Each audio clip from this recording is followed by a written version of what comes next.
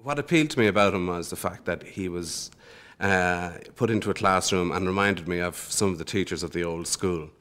That whole notion of tough love and all that kind of thing. And I think that, I mean, I can remember some people from my own past who would have come close to where Mad Eye has ended up. And he has no time for pussyfooting about. He wants to get down to the real thing. He's very inclined to show these young men what they're up against. He wants them to face the fact that evil exists and that they better face up to it, and they're going to be kind of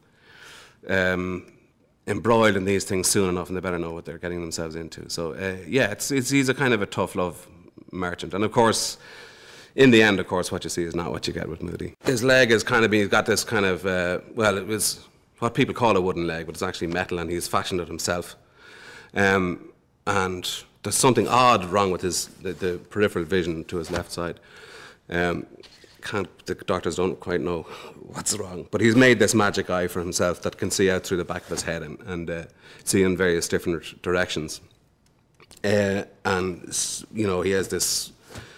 He's physically quite battered. He's scarred, and as you can see, so he's been through the wars. Literally, it's been through the wars, and is really shaken, and quite close to the edge at all times.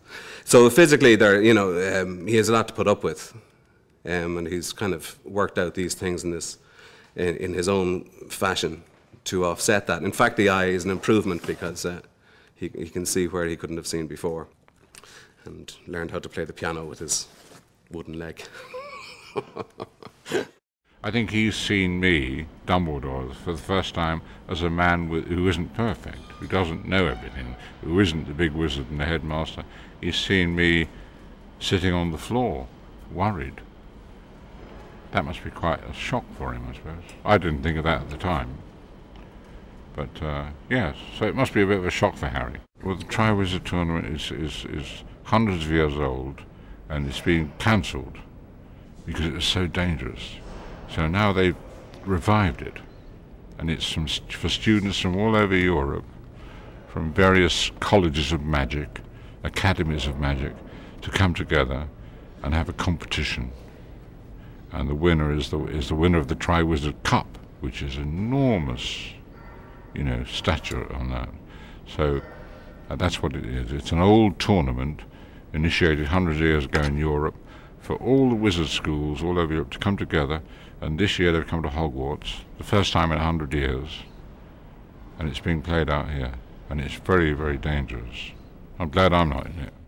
Because it's the Triwizard Cup, one of the visiting teams is headed up by, well, the school's represented by the headmistress, Madame Maxine, who is 10 foot tall. Now Hagrid is 8'6", and of course they're just da-da-da-da-da.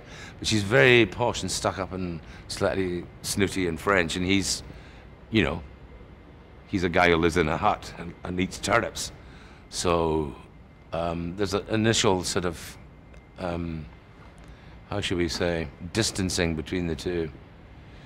But it's beautifully written. Hagrid is what they used to call one of nature's gentlemen. It's a lovely expression, which means that although he doesn't have a rich background or an expensive education, he has within him all the makeup of a gentleman, which is that he thinks of other people before himself, and he instinctively does the right thing without thinking, oh, how am I going to come out of this, etc.